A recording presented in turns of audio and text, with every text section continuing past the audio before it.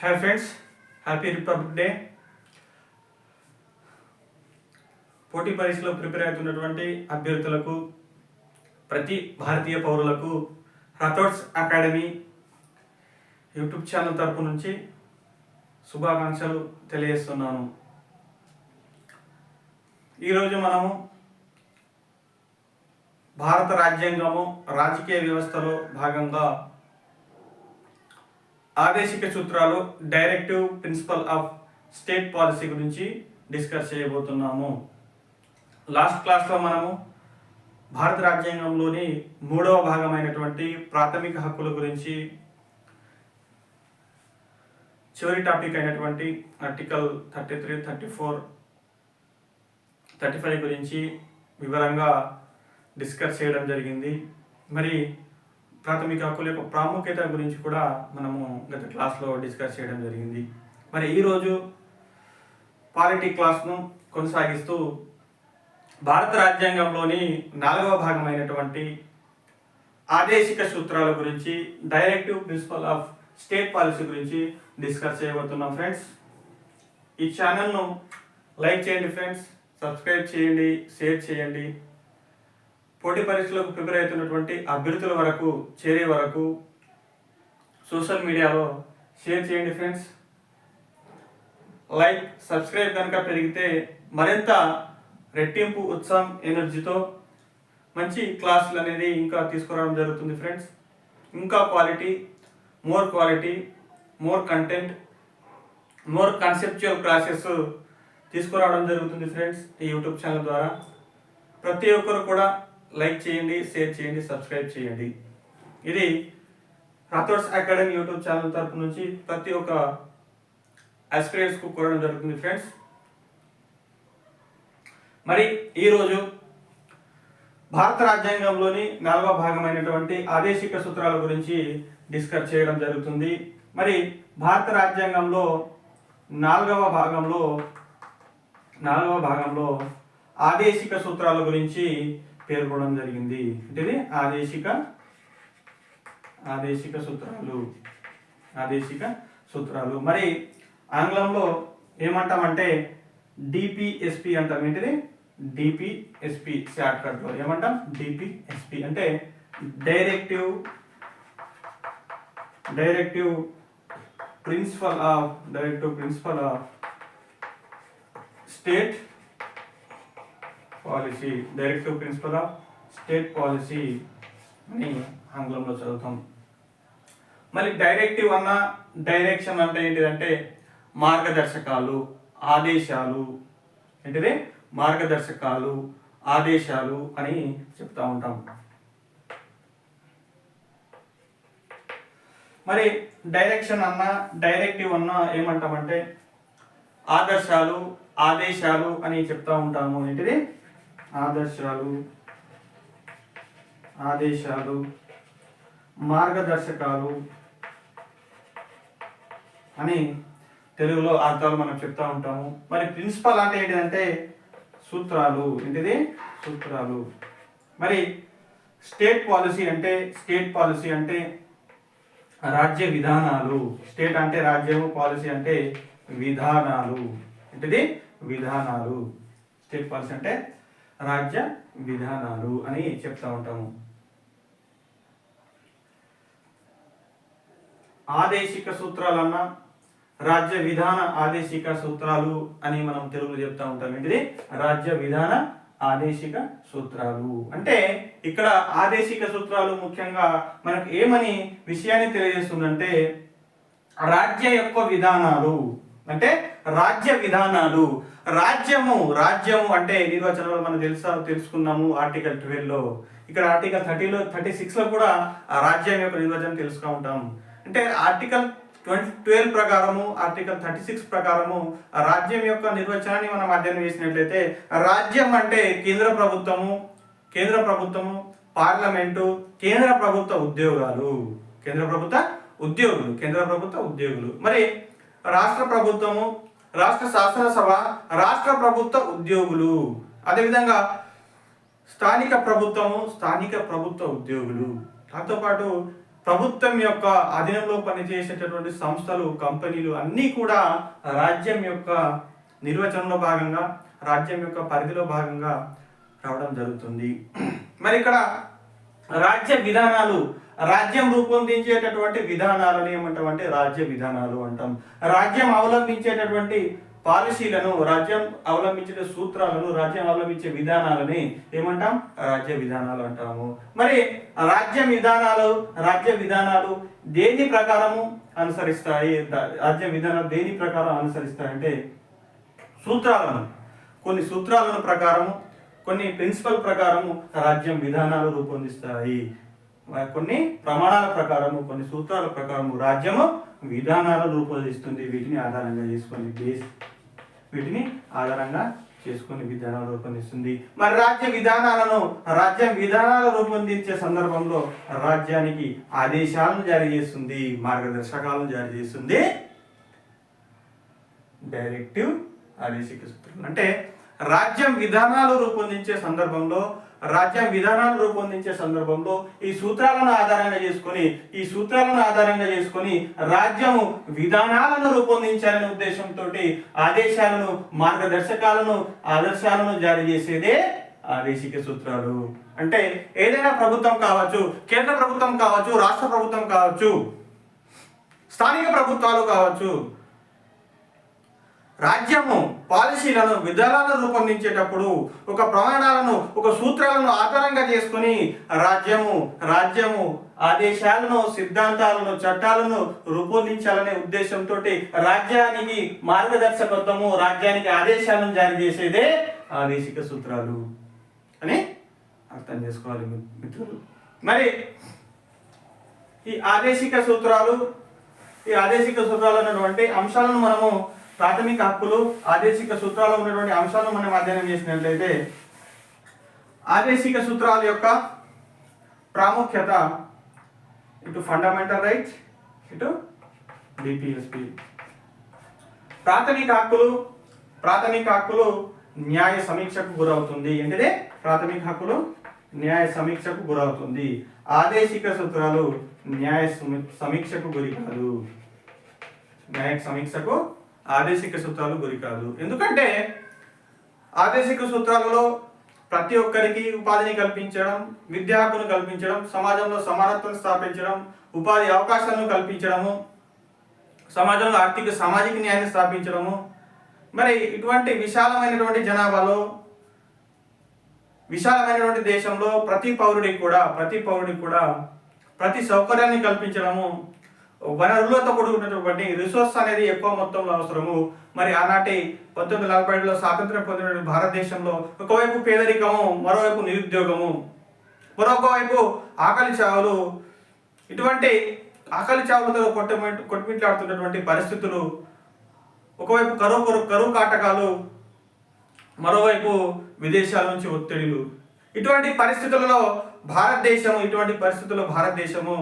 ప్రతి పౌరుడికి కూడా మెరుగైన సౌకర్యాలను కల్పించలేనటువంటి సందర్భంలో, అటువంటి క్లిష్టమైనటువంటి పరిస్థితులలో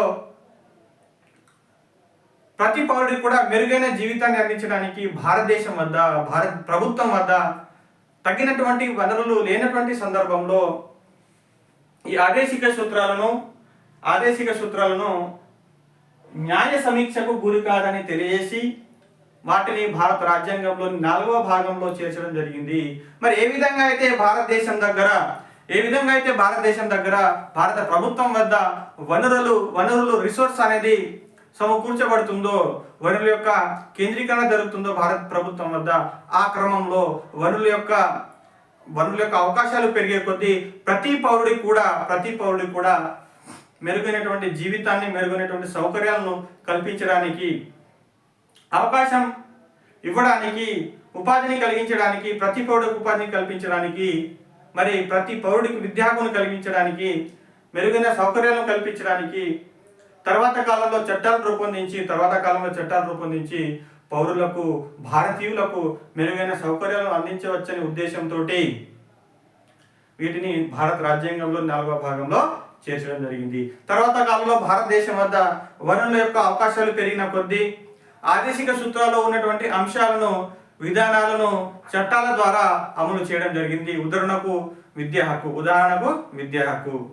ఆదేశిక సూత్రాల్లో ఉన్నటువంటి విద్యా హక్కును తర్వాత కాలంలో చట్టంగా రూపొందించి విధానాలను రూపొందించి ప్రాథమిక హక్కులలో భాగంగా జోడించడం జరిగింది ఆర్టికల్ 21A. అవునా? ఈ విధంగా ఆదేశిక సూత్రాలను రాజ్యాంగంలో 4వ భాగంలో చేర్చడం జరిగింది. ఇక్కడ 4వ భాగంలో. మరి ప్రాథమిక హక్కులను 3వ భాగంలో చేర్చడం జరిగింది. ఈ 3వ భాగంలో ఉన్నటువంటి అంశాలు న్యాయ సమీక్షకు గురవుతాయి, చట్టం ద్వారా అమలు చేయబడుతుంది. మరి ఆదేశిక సూత్రాల్లో ఉన్నటువంటి అంశాలు భారత రాజ్యాంగంలో 4వ భాగంలో ఉన్నటువంటి అంశాలు న్యాయ సమీక్షకు గురి కాదు. మరి ప్రాథమిక హక్కులు రాజకీయ ప్రజాస్వామ్యాన్ని స్థాపిస్తాయి. ఈ ఆదేశిక సూత్రాలు సామాజిక ఆర్థిక ప్రజాస్వామ్యాన్ని స్థాపించాయి. సమాజంలో రాజకీయ సమానత్వాన్ని ప్రాథమిక హక్కులు స్థాపిస్తాయి. ఏంటిది? రాజకీయ సమానత్వాన్ని. ఇది సామాజిక ఆర్థిక సమానత్వాన్ని ఆదేశిక సూత్రాలు సమాజంలో స్థాపిస్తాయి. ఇది ముఖ్యంగా ప్రాథమిక హక్కులు మరియు ఆదేశిక సూత్రాల మధ్య ఉన్నటువంటి బేసిక్ డిఫరెన్స్.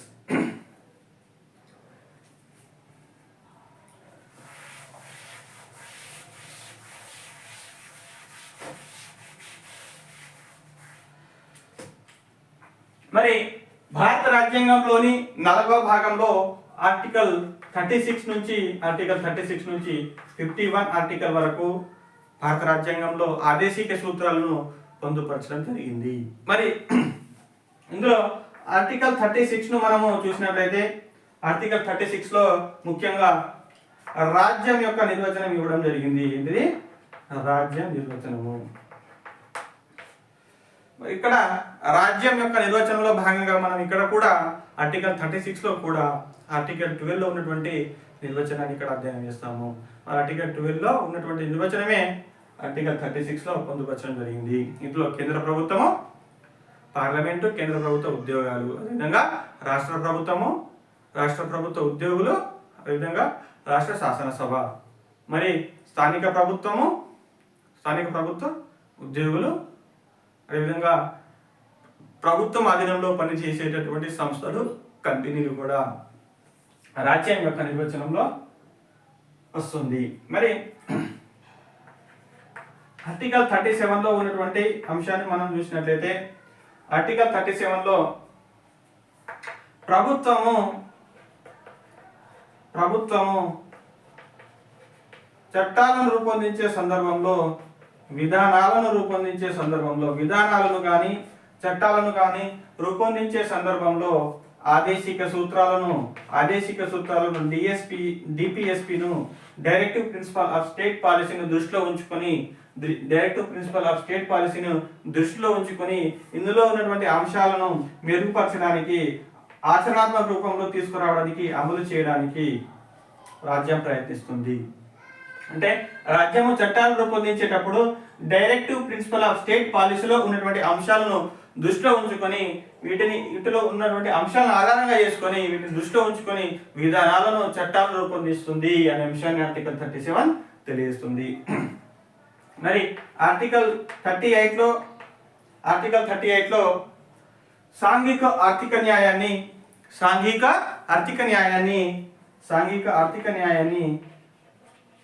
పేర్కొనడం జరిగింది. ఏంటిది? సాంఘిక మరియు ఆర్థిక న్యాయము.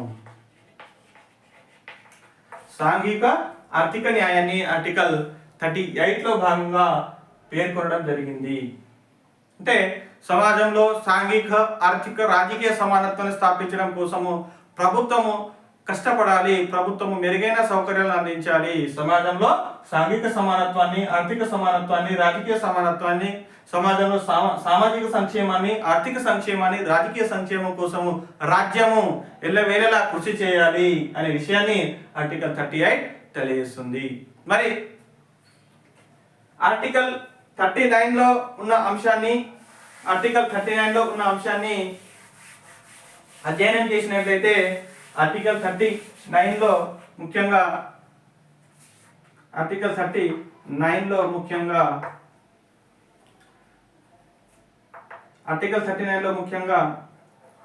సమాజంలో అసమానతను తగ్గించడానికి ఆధారంగా ఉన్నటువంటి అంశాలను ఆర్టికల్ 39లో ముఖ్యంగా పొందుపరచడం జరిగింది.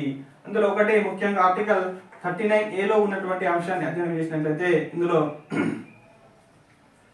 ఉపాధి అవకాశాలను కల్పించడం, భారతదేశంలో ఉన్నటువంటి పౌరులందరికీ ఉపాధి అవకాశాలను కల్పించడం ఏంటిది ఉపాధి అవకాశాలను కల్పించడము. మరి ఆర్టికల్ 39Bలో ఉన్నటువంటి అంశాలను చూసినట్లయితే ఆర్టికల్ 39Bలో ఉపాధి అవకాశాలను కల్పించడం, ఆర్టికల్ 39 క్లాస్ Aలో ఉన్నట్లయితే ఆర్టికల్ 39 క్లాస్ Bలో వనరుల యొక్క కేంద్రీకరణ గురించి పేర్కొనడం జరిగింది. వనరుల వికేంద్రీకరణ గురించి డిస్ట్రిబ్యూషన్ ఆఫ్ రిసోర్స్ గురించి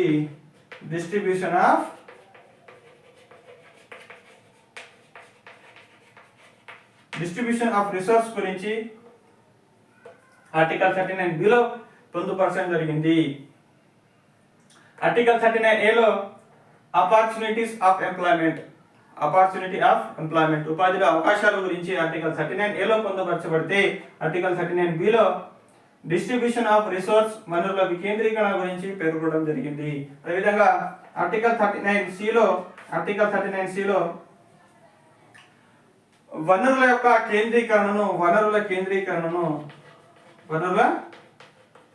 కేంద్రీకరణ ఉత్పత్తి సాధనాల కేంద్రీకరణను నివారించడం,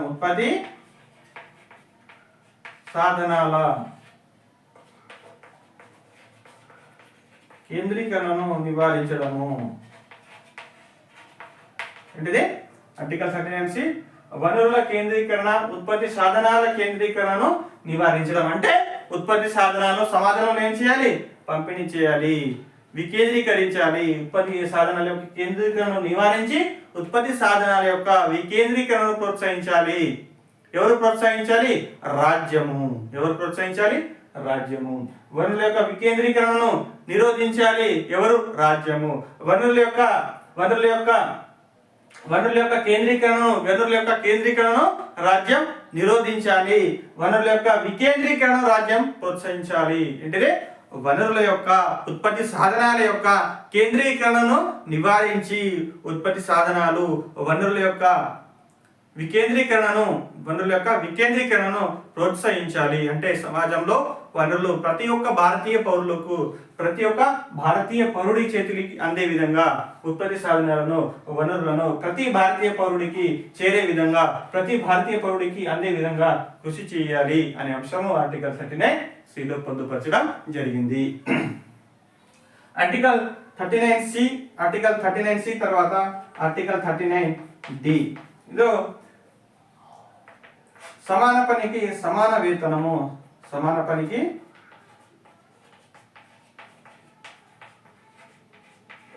సమాన వేతనం ఏంటిది? స్త్రీ పురుషులకు ఆర్టికల్ 39Dలో స్త్రీ పురుషులకు సమాన పనికి సమాన వేతనం అందించాలి అనే ఉద్దేశం ఆర్టికల్ 39Dలో పొందుపరచడం జరిగింది. ఏంటిది? సమాన పనికి సమాన వేతనం అనేది స్త్రీ పురుషులకు అందాలి. అంటే లింగ వివక్షత, సమాన పనికి సమాన వేతనాన్ని అందించే సందర్భంలో లింగ వివక్షత ఉండరాదు. స్త్రీ పురుషుల మధ్య అసమానతను చూపరాదు. లింగ వివక్షతను నిర్మూలించి స్త్రీలకు పురుషులకు సమాన పనికి సమాన వేతనం అందించాలి అనే ఉద్దేశం ఆర్టికల్ 39 క్లాస్ Dలో పొందుపరచడం జరిగింది. మరి ఇటువంటి అంశాలన్నీ కూడా సమాజాన్ని దృష్టిలో ఉంచుకొని సమాజం యొక్క హితము కొరకు, సమాజం యొక్క సంక్షేమం కొరకు ఉన్నటువంటి అంశాలను మనం చూస్తున్నాం. కాబట్టి ఈ అంశాలను ఇప్పటి వరకు నేర్చుకున్నటువంటి అంశాలను సామాజిక సంక్షేమాన్ని తెలియజేస్తున్నాయి. కాబట్టి వీటిని సామ్యవాద నియమాలు, సంక్షేమ నియమాలు అని చెప్తా ఉంటారు. ఏమిటి? సామ్యవాద నియమాలు, సంక్షేమ నియమాలు అని చెప్తా ఉంటాము. ఆదేశిక సూత్రాలు ముఖ్యంగా ఏమని? సామ్యవాద నియమాలని, అదేవిధంగా గాంధేయవాద నియమాలని, అదేవిధంగా ఉదారవాద లేదా మేధోవాద నియమాలు అని చెప్తా ఉంటాము.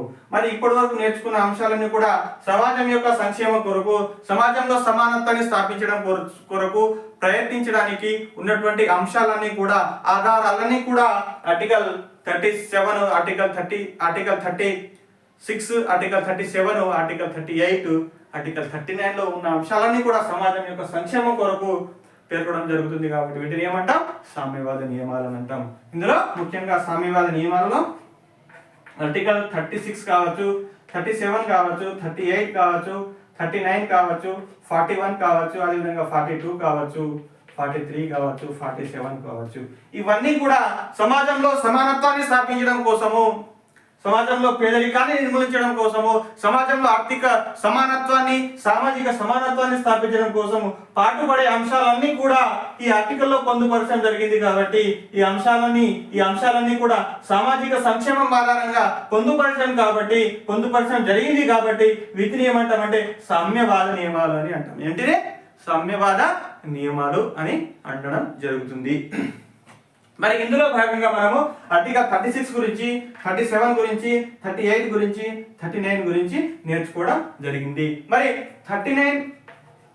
ఆర్టికల్ 39 ఏలో ఉన్నటువంటి అంశాలను అధ్యయనం చేసినట్లయితే, ఆర్టికల్ 39 ఏలో ఉన్నటువంటి అంశాలను అధ్యయనం చేసినట్లయితే, ఆర్టికల్ 39A అనేది 1972వ సంవత్సరంలో 1976వ సంవత్సరంలో 42వ రాజ్యాంగ సవరణ ద్వారా 1976వ సంవత్సరంలో 42వ రాజ్యాంగ సవరణ ద్వారా ఆర్టికల్ 39A ను జోడించడం జరిగింది. ఏంటిది?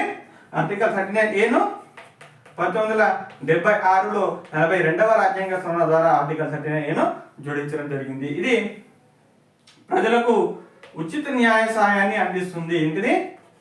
ఉచిత న్యాయ సహాయము. ఆర్టికల్ 39A అనేది ఉచిత న్యాయ సహాయాన్ని పేర్కొనడం జరిగింది. ఆర్టికల్ 39A ఇది 1976వ సంవత్సరంలో 42వ రాజ్యాంగ సవరణ ద్వారా పొందుపరచడం జరిగింది. తర్వాత ఆర్టికల్ 41ను ఒకసారి చూసినట్లయితే, ఆర్టికల్ 41లో కూడా ఉపాధి విద్యా హక్కు మరియు ప్రజా సహాయాన్ని పొందే హక్కు.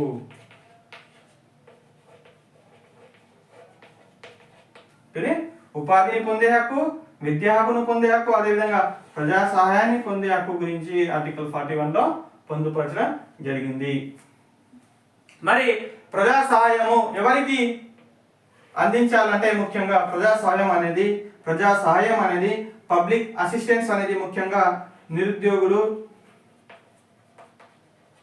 వృద్ధులు,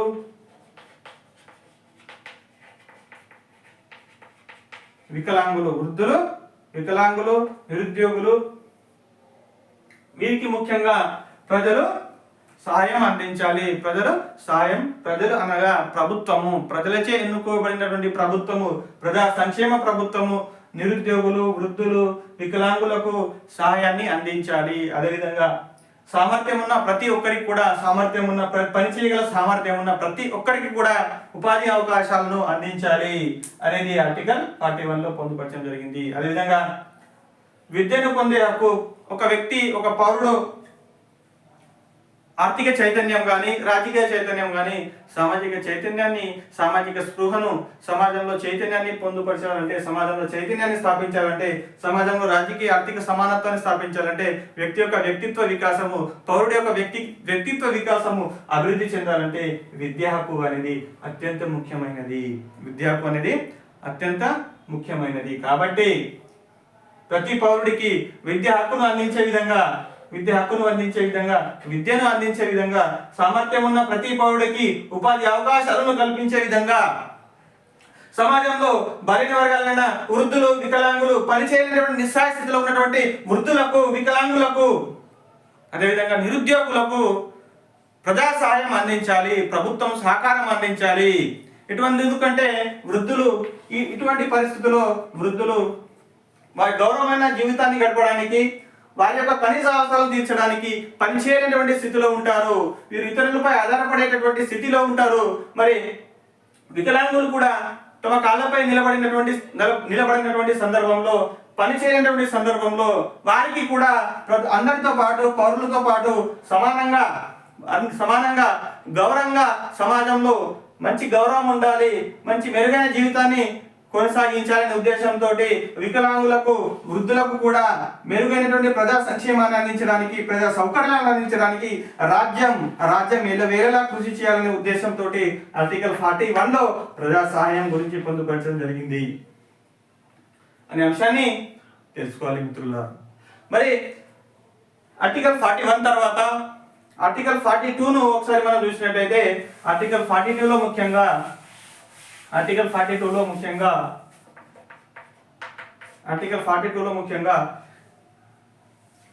పనికి అనుకూలమైనటువంటి పరిస్థితులు కల్పించడం. ఏంటిది? పనికి అనుకూల పరిస్థితులను కల్పించడం. అదేవిధంగా హేతుబద్ధమైన పని గంటల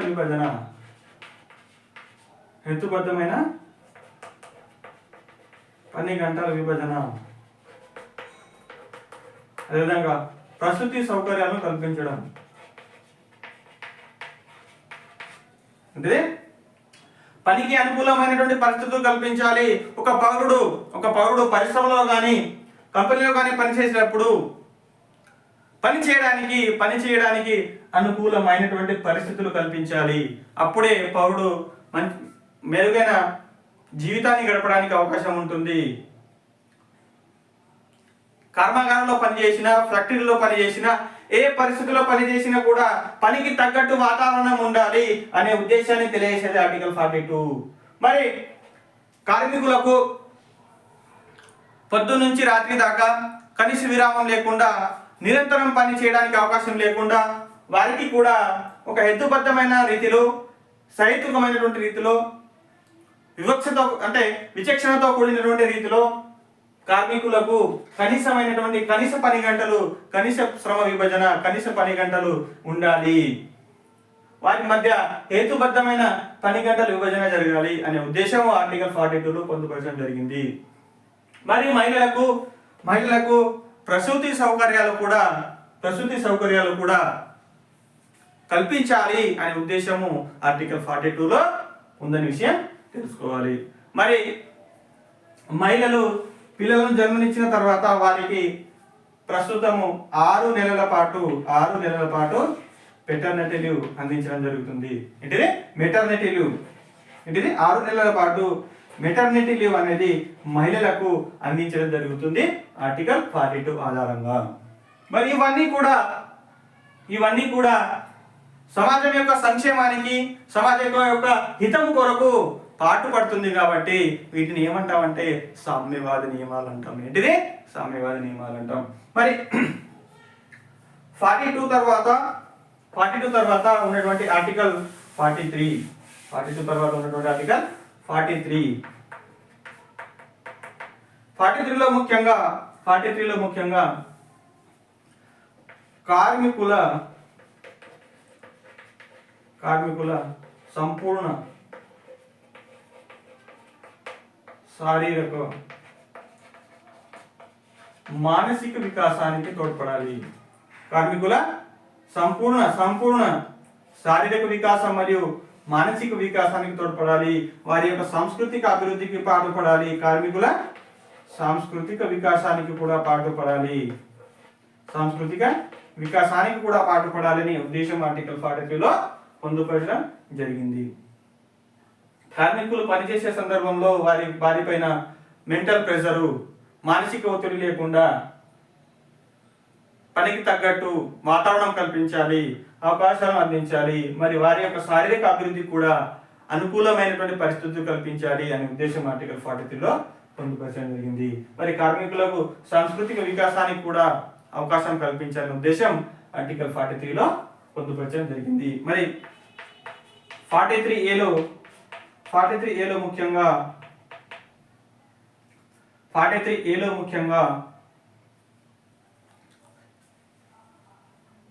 పరిశ్రమను స్థాపించడం, పరిశ్రమలు, కుటీర పరిశ్రమలు స్థాపించి, కుటీర పరిశ్రమలను, చిన్నతర పరిశ్రమలు స్థాపించి కార్మికులకు ఉపాధి అవకాశాలను కల్పించాలి. కార్మికులకు పరిశ్రమల్లో భాగస్వామ్యాన్ని కల్పించాలి.